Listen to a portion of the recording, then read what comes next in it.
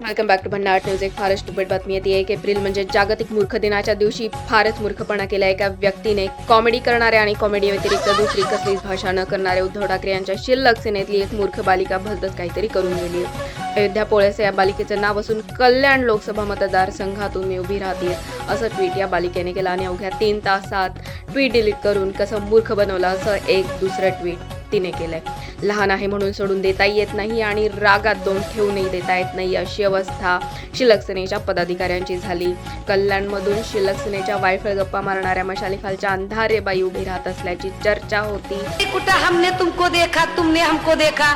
त्यांच्या कॉमेडीला आपण कल्याणच्या प्रचारात मुक्तो की काय अशी शंका येत असताना आज बालिकेने ट्विट डिलीट केलं आणि एकूणच शिल्लक सेनेत कुणाला मेळ नाही असं दिसतंय. त्यांनी सर्वांनी आयुष्यात राजकारण सोडून कॉमेडीच करावी असं सूत्रांचं म्हणणं आहे. बघत राहा भन्नाट न्यूज.